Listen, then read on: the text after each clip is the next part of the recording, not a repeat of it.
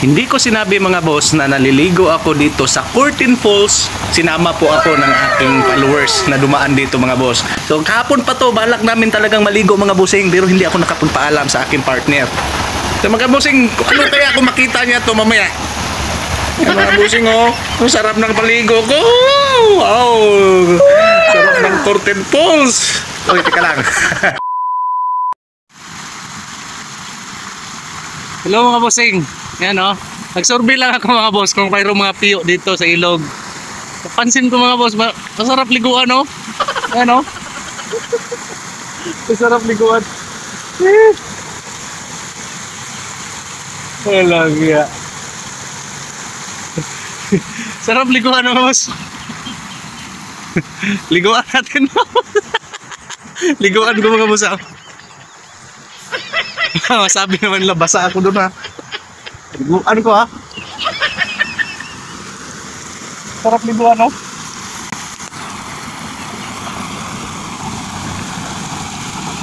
Yeah. Kapaligo.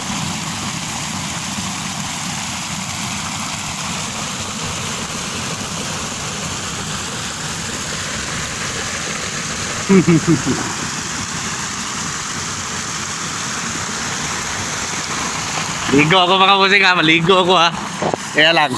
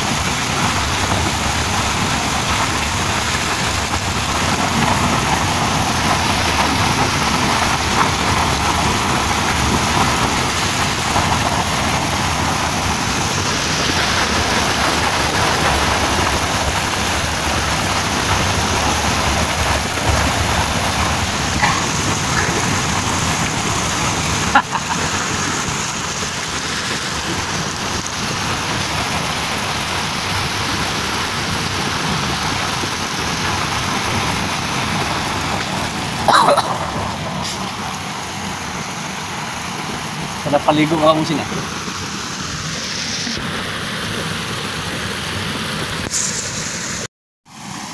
So yan mga bossing oh, mag-survey lang sana ako mga boss. Sarap kasi maligo dyan oh.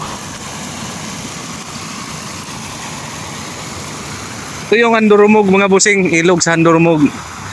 Kasi no-survey ko lang sana mga boss kung pwede dito manguha ng katang. Kung may katang dito. Kasi dito na naman ako manguha pagkagabi. At maligo dyan ha.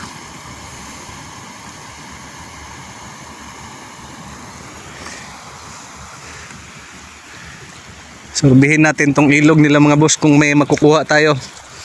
Kasi dito ako manguha pagkagabi. Gano ako ng flashlight. May isda kaya dito?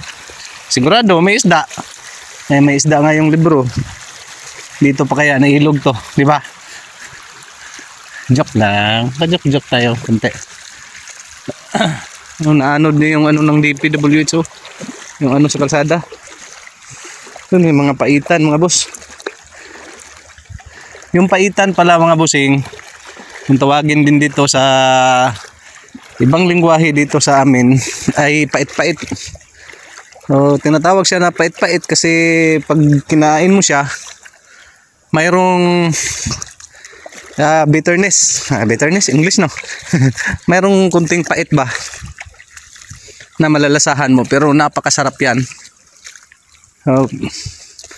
Freshwater carp daw yan. Isang uri din ng karpa, kaso lang baliliit, hindi yung karpa na makikita natin na malalaki talaga. So yan pansin nyo, mayroong mga maliliit. So sa pinakamalaking nakuha ko dyan mga boss ay umaabot yan ng 5 inches ang laki, ang haba. So malapad, mga 3 daliri mga busing, ganun kalaki lang. Yung pinakamalaki lang na nakuha ko sa buong buhay ko. Kasi nung bata ako mga boss, masarap ditong bigo. Mahilig akong manguha ng ganyan. May malalim dito, pwede mamingwit dito So lang mga boss, pag ganito kasi malilinaw yung tubig. Pag malinaw yung tubig mga bossing, mahirapan ka sa paghuli ng ganyan, sa pagpamingwit, kasi nakikita ka na inuuto mo sila sa pain mo. Maganda mamingwit mga boss pag medyo baha ng konti. So dito sa may unahan nito ng konti mga boss, karugtong ng ilog na to, mayroong mga nangunguha ng mayroon gold nuggets. May maraming free gold dito, pero hindi ko alam mga bossing kasi paminsan-minsan lang naman din sila nangunguha dyan. Hindi ko alam mga boss kung pinagbabawal yan o ano. Kunti-kunti lang naman, hindi naman yung bultuhan sila, yung bako na pala-pala lang. Malinis dito ang ilog. Yun yung kalsada mga boss, sitwasyon ng kalsada dito na kalahati itong bato na to mga boss. Mahilig ako sa mga bato mga boss. Mahilig. Maano ako sa mga bato. Nako-curious ako mga bossing. Ito palang mga bato na to. Ito mayroong guhit-guhit Ito palang mga bato na to mga bossing. Minsan may gold ito na umaano dyan. Dumidikit dyan mga bossing. Kasi itong mga batong to, billion years na yata ito mga boss, pagsimula talaga ng mundo mga bossing. Yun, swerte nga tayo, nakahawak tayo ng ganito Ilang taon lang tayo mamamalagi dito, mas nauna pa sa atin yan. Yung mga gold, yung mga nagiging gold na lang yung sa nila. Mayroong dito. So ito mga boss, pwede ito mainom ba? Ganyan kalakas yung tubig nila. Yung mayroong kasili. Ba't kumukulo siya nung nakita natin mga boss? Yan mayroon dyan. May kasili yata ito mga boss. Tingnan natin. Anong mayroon? Baka nakakatakot tuloy mga boss yung yun kasi kita nyo anong mayroon dyan.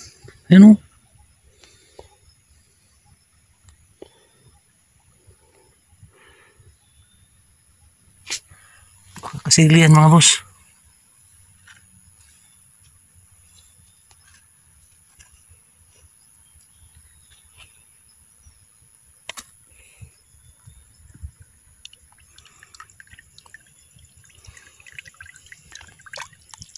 Nakakatakot mga boss, yan?